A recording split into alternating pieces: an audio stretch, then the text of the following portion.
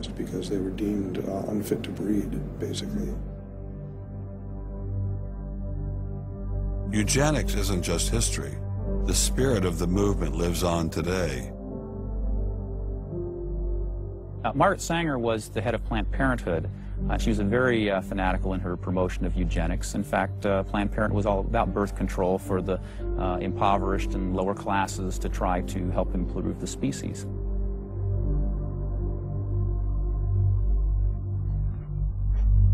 From Hadamar, I traveled with Dr. Weikart to Dachau, where the Nazis applied the ideas of eugenics on a massive mechanistic scale.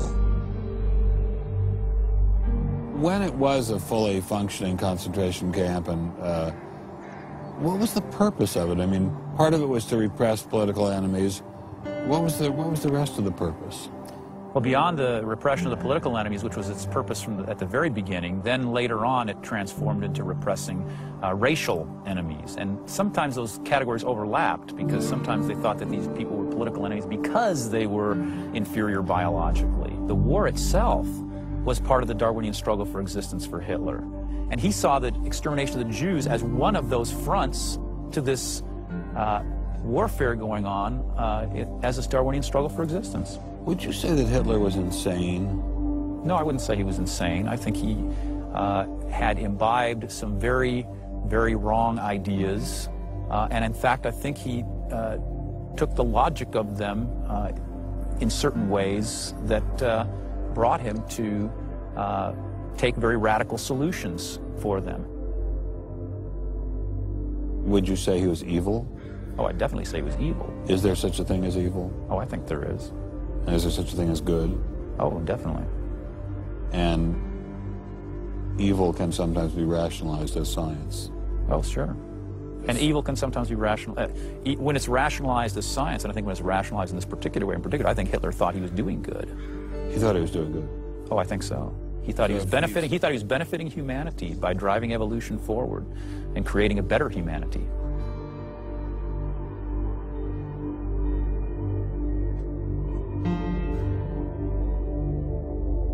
Before leaving Dachau, I stopped by the memorial commemorating the thousands of Jews who were killed there in excruciating conditions.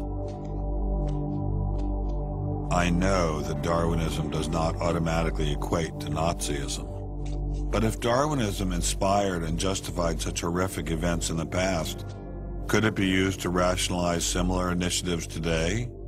There's a good German expression, so fängt es immer ein. I mean, it always begins in the same way.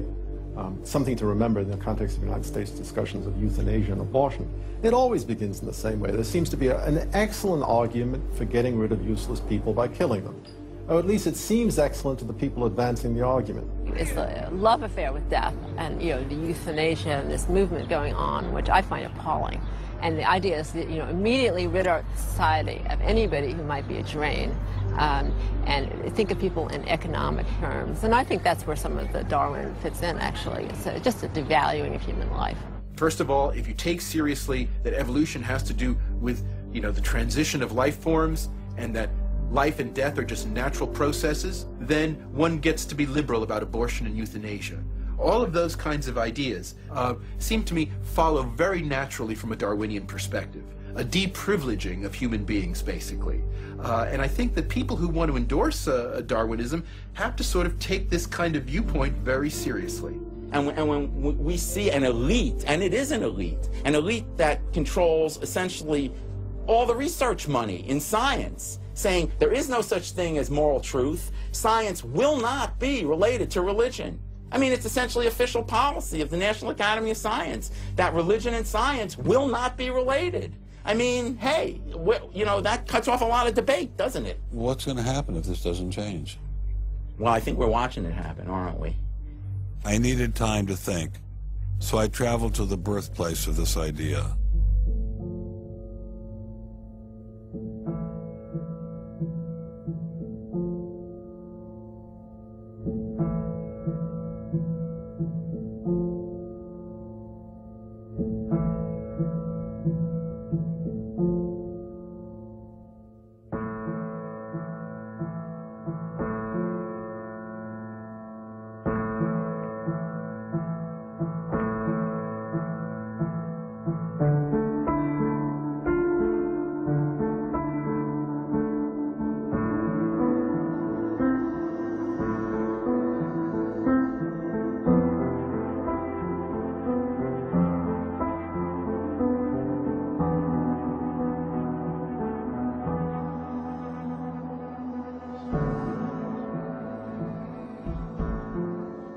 With savages, the weak in body or mind are soon eliminated. We civilized men, on the other hand, do our utmost to check the process of elimination. We build asylums for the imbecile, the maimed, and the sick. Thus, the weak members of civilized societies propagate their kind. No one who has attended to the breeding of domestic animals will doubt that this must be highly injurious to the race of man. Hardly anyone is so ignorant as to allow his worst animals to breed.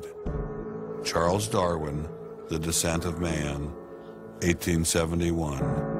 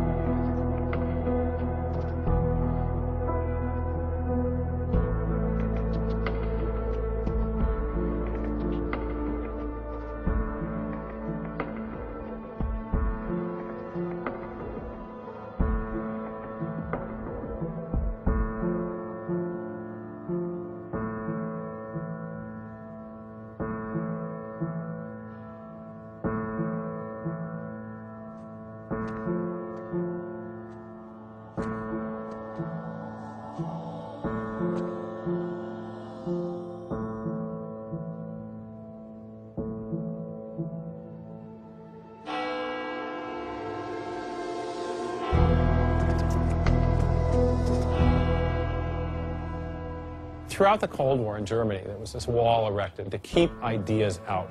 It was erected by people who held an ideology that were afraid of a competition from other ideas that would come into their society. And what we're seeing happening in science today is very much like that. But I think that's just a strategy for protecting a failing ideology from competition. America didn't become the great nation that it is by suppressing ideas. It progressed by allowing freedom of speech and freedom of inquiry. Thomas Jefferson got it right when he wrote, "We hold these truths to be self-evident, that all men are created equal, that they are endowed by their Creator with certain unalienable rights, that among these are life, liberty, and the pursuit of happiness."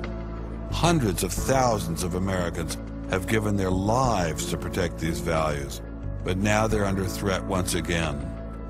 It wasn't just scientists who were being expelled. It was freedom itself, the very foundation of the American dream, the very foundation of America. If we allowed freedom to be expelled in science, where would it end? The Darwinian establishment is so massive and so entrenched, it appears impenetrable. I couldn't bring it down myself, but I could at least confront those who had expelled the scientists I'd met. What would you say if you had Eugenie Scott sitting next to you? What would you say to her? I would ask her, by what authority does she and those like her presume to declare what is and is not science? You know, he's sort of made himself martyr of the day. They've gotten a lot of mileage out of, poor Rick Sternberg. And we got lip service from the leadership of the Smithsonian, but I didn't feel they ever followed through. We went into the Smithsonian looking for answers, but we ran into the same stone wall as Congressman Souter. We're not authorized to use this. Stop.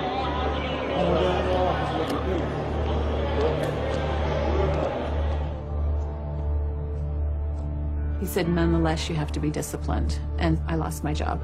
We did get an interview with a spokesman from George Mason, but it was impossible to knock him off his script. Her contract was not renewed. It was simply not renewing her contract, which she satisfied. Her contract was not renewed, had nothing to do